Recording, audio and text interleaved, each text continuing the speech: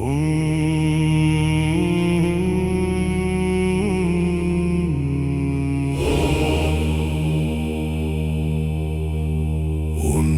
Vader in die hemelen,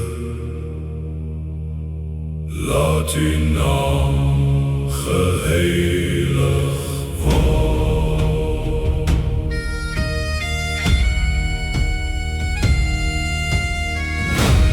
Laat uw koninkrijk komen.